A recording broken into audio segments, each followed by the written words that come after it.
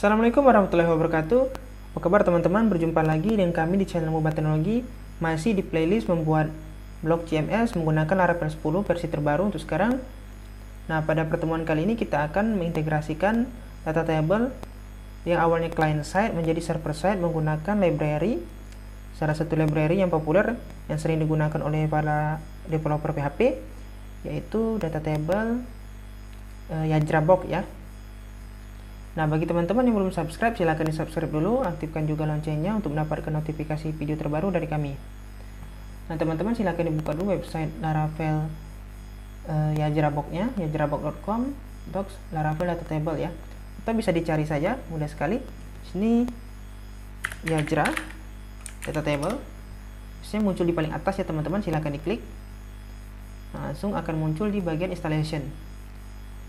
Nah, di sini karena kita menggunakan Laravel 10, jadi kita gunakan perintah yang paling bawah di bawah Laravel 9 ya. Sini kita kopas dulu. Langsung saja ya. Kita kopas. Ini project saya kemarin.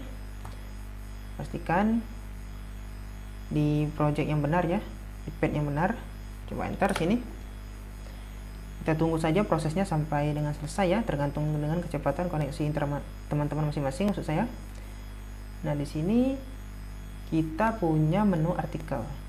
Nah, ini data table-nya masih client side ya, di render di front end-nya, di HTML-nya. Kenapa kita ganti menjadi server side? Jelas yang pertama agar loading-nya lebih cepat dan juga lebih mudah dikustomisasi. Nanti bisa juga menampung data yang lebih banyak ya teman-teman, jadi tidak lelet nanti data table-nya. Jika kita sudah banyak sekali, misal artikelnya ribuan seperti itu, jadi loadingnya lebih cepat, loading time-nya.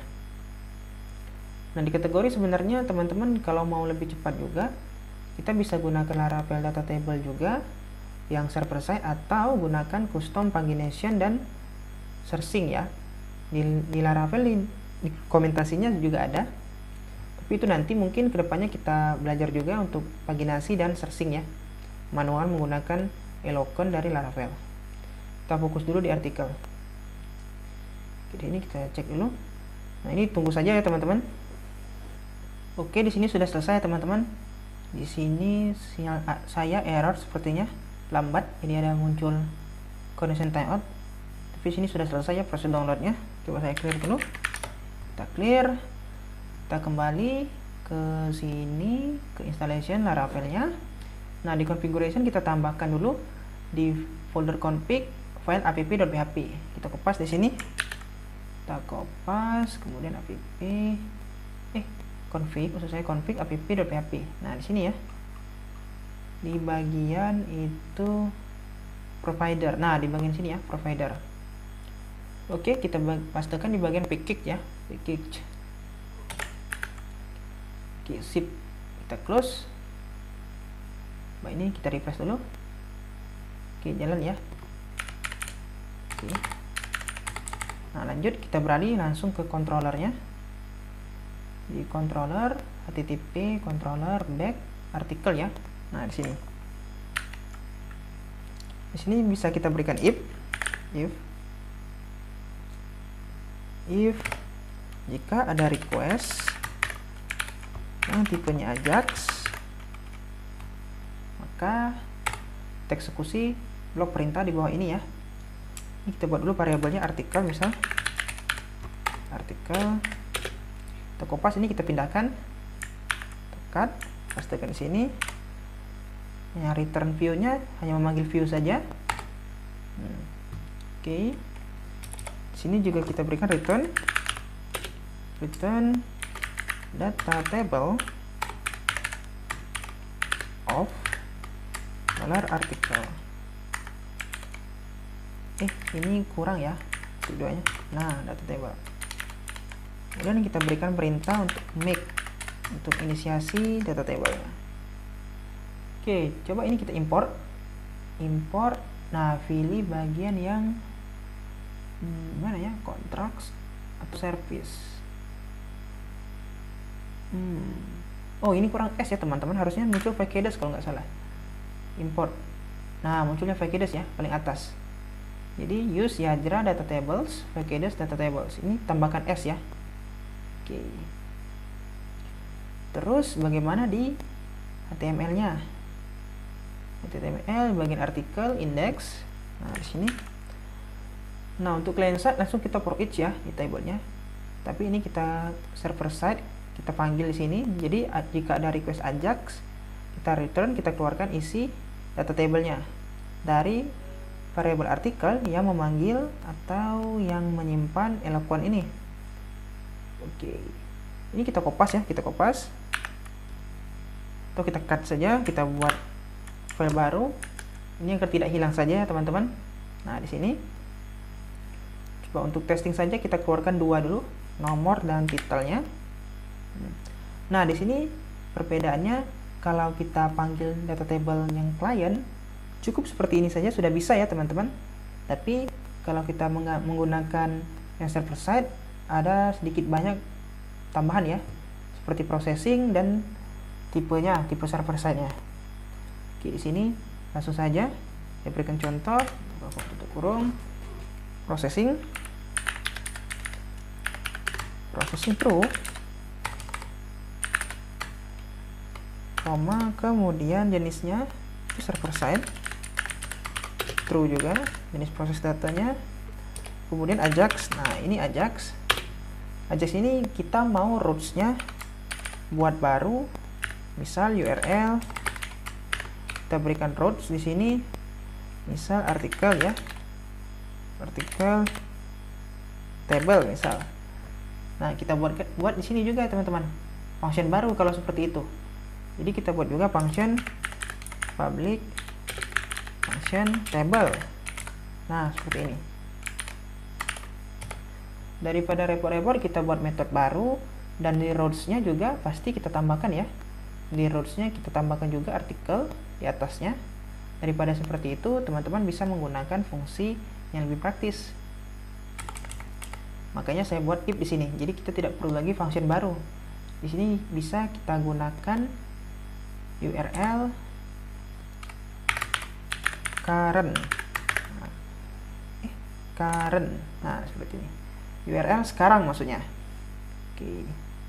Jadi kita tidak perlu membuat rows baru dan juga metode atau function baru di controller. Dia hanya dibaca di sini if jika ada request Ajax, keluarkannya ini. Oke. Kemudian itu kolom ya. Kolom ke array. Di sini kita punya datanya. Misal bukan ya. Data ID, name-nya ID. Oke, koma. Atau kita kopas ya, lebih cepat. Data ID itu title. Nah, data ini harus sama dengan kolom yang ada di table database kita ya, artikel. Coba kita refresh dulu. Nah, ini sudah muncul ya teman-teman, titelnya. Kemudian nomornya juga muncul. Coba kita cek, kita inspect. Di bagian konsol, coba kita refresh. Nah, sudah ada ya teman-teman. Perhatikan di sini. Get XHR menandakan bahwa requestnya itu Ajax berjalan di belakang layar ya. Di sini requestnya oke. Responsnya teman-teman bisa lihat responsnya. Ini bentuknya objek ya. Datanya JSON oke. Sini. Nah, ini sudah keluar. Jadi tinggal kita keluarkan saja. Tinggal kita fetch setiap variabelnya yang mau dikeluarkan. Oke, mantap. Coba langsung saja kita keluarkan semua ya. Untuk kategori, nah untuk kategori pun beda caranya untuk merelasikan di server side. Coba kita selesaikan dulu kategori ID misal. Lanjut views, kemudian status, kemudian publish date ya. Published ya. Oh, publish saja. Publish. Nah, publish date. Terakhir itu mungkin kita buat juga button ya. Button. Nah, seperti ini. Kalau teman-teman refresh di sini pasti error ya. Nah, error. Kenapa error? Karena kita punya title dan nomornya saja. Dan juga button belum kita buat. Coba ini button kita komentari. Ini juga kita komentari. Nah, datanya pasti keluar. Oke, refresh. Nah, kenapa tadi error? Karena dia tidak mengenali button ini diambil dari mana. Di kolom database juga tidak ada button. Nah, di sini tidak ada kan button, kolom button. Oke, untuk itu, untuk menambahkan button kita butuh add column atau custom column di server side-nya di bagian controller. Tapi sebelum itu kita tampilkan dulu ya teman-teman. Nah, ini kategorinya 3. Harusnya kategorinya sesuai dengan nama ya, seperti kemarin. Nah, kita tidak bisa menggunakan ini. Langsung kita keluarkan seperti ini. Tidak bisa. Coba kita beralih ke artikel. Ini kita enter. Oke. Kita buat itu add column. Add column. Nama kolomnya itu kategori ID ya. Kategori ID. Function. $artikel.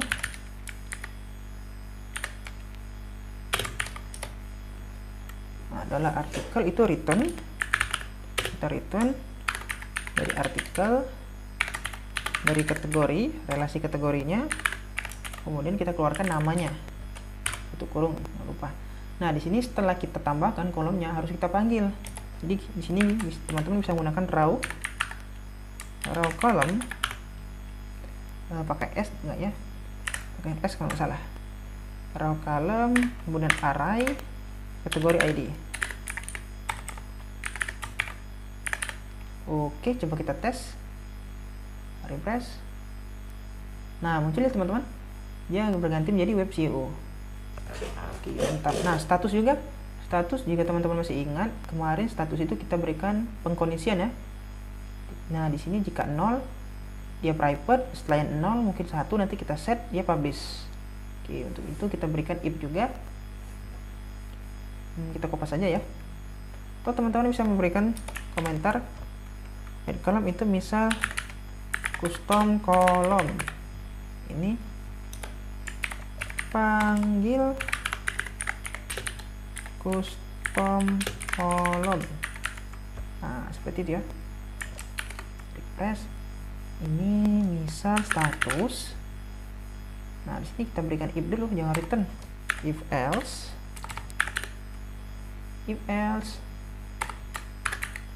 artikel status sama dengan 0, maka kita berikan return. Coba kita ambil saja di sini ya. Nah, ini kita berikan dulu tip paste. Jangan bikin danger untuk yang suksesnya. Untuk yang selain 0 maksud saya, diberikan sukses. Dan jangan private tapi published. Publikasi maksudnya, dipublikasikan. Jangan lupa di sini juga ditambahkan status ya. Nah, status seperti ini. Refresh. Oke, muncul ya published. Ya, hijau. Coba kita set, kita ganti menjadi statusnya menjadi 0 misal. Harusnya private ya. Coba kita refresh di sini. Oh, ini belum selesai ya. Nah, baru selesai. Refresh. Nah, private ya teman-teman jadinya. Oke. Coba kita berikan juga button. Kita keluarkan dulu. Jika kita tes, dia masih error pastinya. Nah, kan error. Karena di sini belum kita berikan button. Jadi kita kopas saja. Isinya kita hapus. Sini button. Kita keluarkan juga button di raw kolomnya, kita panggil. Nah, di sini bisa kita berikan yang kemarin ya. Nah, ini saja kita ambil. Tapi bukan TD karena TD sudah ada di Yajranya, sudah dibuat. Jadi kita gunakan if saja. Jangan lupa return dulu, return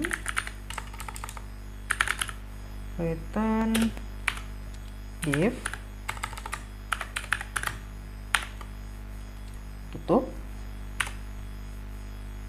saya pastekan di sini.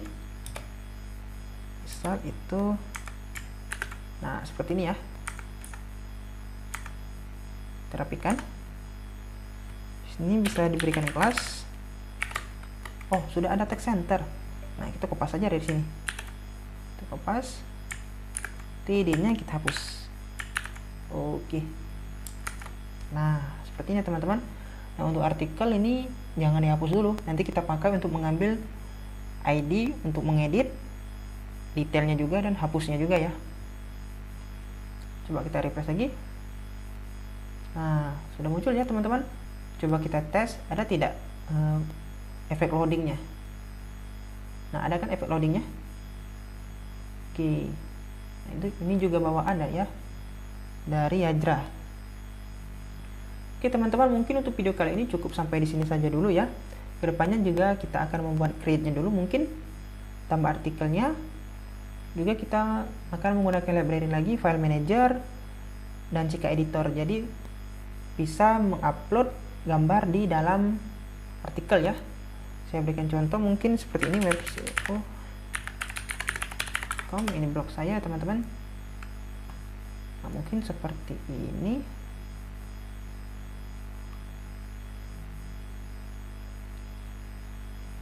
Nah yang seperti ini ya teman-teman. Jadi dia seperti WordPress. Jika teman-teman punya WordPress kemarin sudah pernah pakai WordPress, kita bisa menambahkan banyak artikel di dalamnya, banyak gambar maksud saya di dalamnya. Oke, mungkin cukup sampai di sini saja dulu. Kedepannya juga untuk delete kita bisa integrasikan dengan Suite Alert agar lebih cantik, jadi tidak pakai modal lagi.